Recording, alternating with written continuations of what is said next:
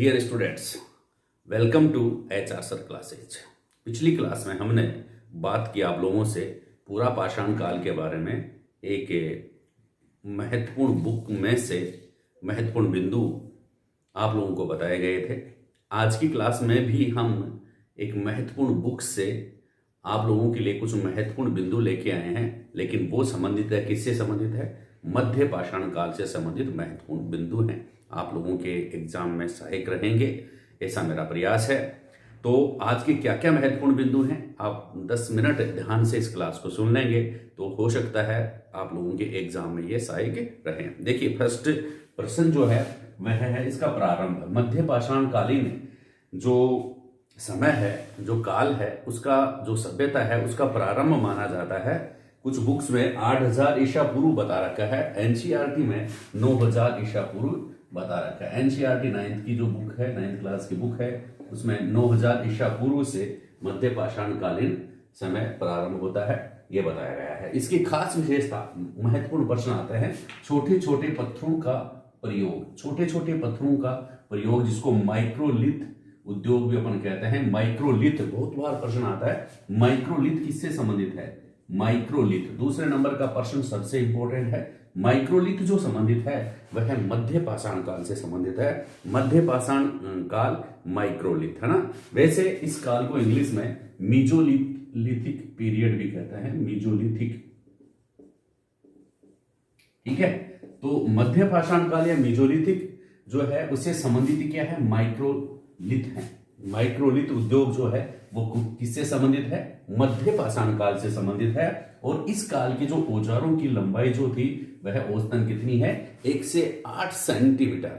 1 से 8 सेंटीमीटर है। इसका मतलब छोटे छोटे औजार इस काल में बनाए जाते थे। मध्य पाषाण काल के बाद एक और खास विशेषता, महत्वपूर्ण बातें हैं, ज्योमितीय उपकरण। मैं जो शब्द यहां पे इस्तेमाल कर रहा हूं वो शब्द आपके प्रश्नों में होंगे, और अगर वो शब्द जो मैंने बोर्ड पे लिख रखे हैं वो आपके एग्जाम के प्रश्नों में हो तो टिक लगा देना। जो अपना टॉपिक है वह यही सीधी सी बात है, क्योंकि शब्द जो है ऑब्जेक्टिव एग्जाम के लिए इंपॉर्टेंट है और वो ही आपको ध्यान में रखने होते हैं। ऐसा आप अब समझ लो तो बेटर है। देखिए, ज्योमितीय उपकरण आपके प्रश्नों में आ गया। ज्योमितीय उपकरण और नालीदार उपकरण जो है वह किस काल से संबंधित है? ज्योमितीय उपकरण विभिन्न आकार के, ज्योमितीय का मतलब ज्योमेट्री आती है ना, त्रिकोणाकार है ना, समचतुष्फलकीय के आकार के, ये औजारों के बारे में आप लोगों से बात हो, त्रिभुजाकार उपकरणों के बारे में आप लोगों से बात हो तो आप समझ जाना ये मध्य काल से संबंधित है। ये मध्य पाषाण काल से संबंधित औजारों की बात हो रही है। नालीदार उपकरणों की अगर बात आई तो आप समझ जाना ये मध्य पाषाण काल से संबंधित उपकरणों से की बात हो रही है। प्रश्न बहुत बार पूछ सकते हैं, राजस्थान में की मध्य पाषाण कालीन बस्तियां कौन कौन सी हैं? ये राजस्थान में स्थित मध्य पाषाण काल स्थल कौन कौन से हैं? तो ये आप ध्यान में रखेंगे। पचपद्रा नदी घाटी, पचपद्रा नदी घाटी जो है, और सोजत पाली। सोजत जो और पचपद्रा जो है वो मध्य पाषाण कालीन स्थल है। ध्यान रखना, बहुत इंपॉर्टेंट बात है यहाँ पर। यहां से सूक्ष्म पाषाण औजार प्राप्त हुए हैं। सूक्ष्म पाषाण औजार, पाषाण का मतलब होता है पत्थर, सूक्ष्म का मतलब होता है छोटे छोटे छोटे पत्थर के औजार प्राप्त हुए हैं। इसका मतलब यह है जो सभ्यता है वो किससे संबंधित है? मध्य पाषाण काल से संबंधित है। तो सूक्ष्म पाषाण औजार जो है वो कहां से मिले हैं? पचपद्रा से और सोजत पाली से। सोजत कहां? सोजत की मेहंदी प्रसिद्ध है और सोजत कहां पर है? पाली में है। अब आप ध्यान में रखेंगे तिलवाड़ा, ये भी बहुत इंपॉर्टेंट प्रश्न है। तिलवाड़ा, तिलवाड़ा से मध्य पाषाण कालीन प्रमुख बस्ती प्राप्त हुई है, ये भी आप ध्यान में रखेंगे। तिलवाड़ा जो है, तिलवाड़ा बस्ती, तिलवाड़ा से प्राप्त बस्ती निम्नलिखित में से किस काल से संबंधित है? याद रखना, मध्य पाषाण काल से संबंधित है। कौन से काल से?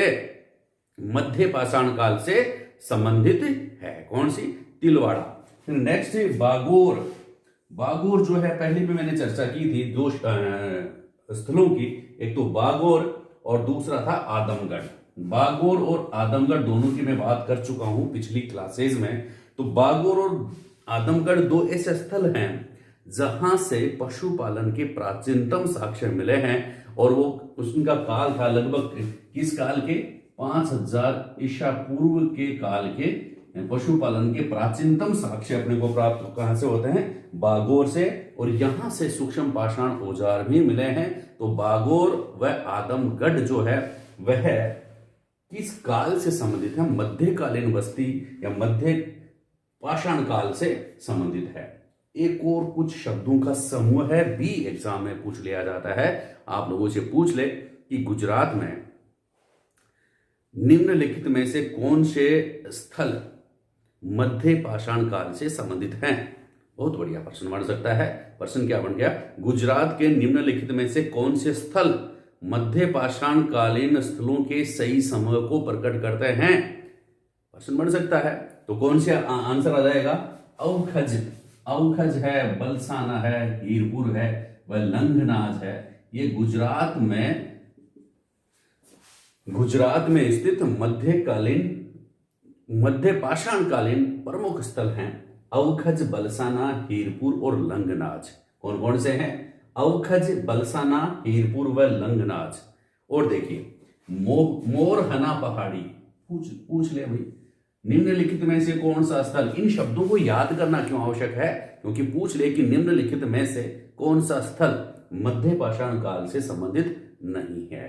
तो ये सभी इंपॉर्टेंट है, इसलिए मैं यहां पर लेके आया हूं 10 मिनट की क्लास में कि मोरहना पहाड़ी जो है वो उत्तर प्रदेश से संबंधित है। और उत्तर प्रदेश के कैमूर पर्वतमाला से ये संबंधित है। कौन सी? मोरहना पहाड़ी। अपने को ये तो पूछेंगे नहीं कि मोरहना पहाड़ी किस पर्वतमाला से संबंधित है, नहीं। यहां पर प्रश्न बढ़ता है मोरहना पहाड़ी का, उत्तर प्रदेश का मोरहना पहाड़ी क्षेत्र किस काल से संबंधित है? ऑप्शन में तब ये मिलेंगे अपने को, पूरा पाषाण काल, मध्य पाषाण काल, ठीक है, और नव पाषाण काल, ठीक है, या फिर उत्तर पूरा पाषाण काल। कुछ भी 4 ऑप्शन बना करके आप लोगों से पूछेंगे तो आप आंसर देंगे सिर्फ मध्य पाषाण काल से संबंधित है। फिर लेह खैया, ये भी उत्तर प्रदेश का है, नाम ध्यान में रखेंगे। लेह खैया उत्तर प्रदेश। इस कौन सा स्थल है? मध्य पाषाण कालीन स्थल है। भीमबेटका मध्य प्रदेश, भीमबेटका मध्य प्रदेश, ये मध्य पाषाण कालीन स्थल है। मैंने पहले भी चर्चा कर चुका हूं कि सबसे प्राचीन चित्रकारी के जो साक्ष्य है वो कहां से प्राप्त हुए हैं? भीमबेटका की गुफाओं से प्राप्त हुए हैं। भीमबेटका की गुफाओं से सबसे प्राचीन चित्रकारी के जो प्रमाण है वह प्रमाण या साक्ष्य प्राप्त हुए भीमबेटका कहां पर है? मध्य प्रदेश से। तो भीमबेटका मध्य प्रदेश जो है वह प्राचीन चित्रकारी जो कि किससे संबंधित थी? उत्तर पाषाण काल से संबंधित थी। लेकिन ये स्थल जो है वह मध्य पाषाण काल से भी संबंधित है। भाई उत्तर पूरा पाषाण काल जो था उसके बाद ही तो मध्य पाषाण काल आया। तो यह है लगभग एक तरह से संक्रमण अवस्था है। मध्यकालीन जो स्थल जो है मध्य पूरा पाषाण कालीन जो सभ्यता है वह है, और यह जिसको कहते हैं पुरा पाषाण काल और नव पाषाण काल की बीच की एक स्थिति है, एक छोटी सी संक्रमण काल है। वहां पर क्या क्या परिवर्तन हुए हैं, क्या क्या मुख्य विशेषता थी? एक तो मैंने कहा था कि शिकार के साथ साथ मछली मारना यहाँ की खास बात थी मध्य पाषाण काल की, जो पिछली क्लास में मैं आप लोगों को बता चुका हूं। इंपॉर्टेंट है, दोबारा रिवीजन इसलिए कर रहा हूं, इंपॉर्टेंट है, आप लोग याद रखेंगे। फिर अपन बात करेंगे आदमगढ़, जो भीमबेटका के दक्षिण में स्थित है। भीमबेटका, आदमगढ़ भीमबेटका के दक्षिण में स्थित एक प्रमुख मध्य पाषाण कालीन स्थल है। बागोर और भीमबेटका, बागोर कहां पर? राजस्थान में भीलवाड़ा में, और आदमगढ़ जो है वो कहां पर है? आदमगढ़ मध्य प्रदेश, मतलब भीमबेटका के दक्षिण में स्थित है और एक प्रमुख मध्य पाषाण कालीन स्थल है। भीम आदमगढ़, बहुत बार प्रश्न बन चुका है, आदमगढ़ का ध्यान रखना। फिर सराय नाहर राय, ये भी आप ध्यान में रखेंगे। सराय नाहर राय इलाहाबाद के प्रतापगढ़ इलाके में स्थित है, आप ध्यान में रखेंगे। सराय नाहर राय एक ऐसा इलाहाबाद के प्रतापगढ़ इलाके में स्थित है, यानी कि प्रतापगढ़ भी आपको ध्यान में रखना है। सराय नाहर राय, यहां पर मध्य पाषाण कालीन से संबंधित जो औजार हैं उनका विस्तृत अध्ययन हुआ है। कहां पर? सराय नाहर राय। विस्तृत अध्ययन से अगर बात आए तो सराय नाहर राय पे टिक लगाएं। अब एक और शब्दों का समूह आप लोगों को प्रश्नों में दे दिया जाता है। अगला प्रश्न बन करके आपके सामने आ जाता है क्या? कि भीमबेटका, देखो भीमबेटका, आदमगढ़, प्रतापगढ़ और मिर्जापुर।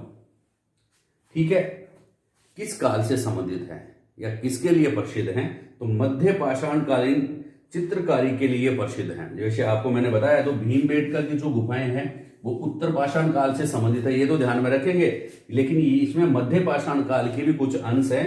मतलब भीमबेटका के साथ में अगर आदमगढ़ आए, प्रतापगढ़ आए और मिर्जापुर आए तो मध्य पाषाण कालीन स्थल पे ऑप्शन पे टिक लगाएं। मध्य पाषाण कालीन ऑप्शन पे टिक कब लगा देंगे आप? जब भीमबेटका के साथ साथ क्या क्या आए? आदमगढ़ आ जाए, प्रतापगढ़ आ जाए, मिर्जापुर आ जाए। भीमबेटका, आदमगढ़, प्रतापगढ़ और मिर्जापुर, यहां से मध्य पाषाण कालीन चित्रकारी प्राप्त हुई है। यह मध्य पाषाण कालीन चित्रकारी के लिए प्रसिद्ध स्थल है भीमबेटका, आदमगढ़, प्रतापगढ़ और मिर्जापुर। ध्यान में रखें, इनको याद रखें ताकि आप सफलता का स्वाद चखें। बने रहे हमारे साथ, पढ़ते रहें, आगे बढ़ते रहें। Thank you.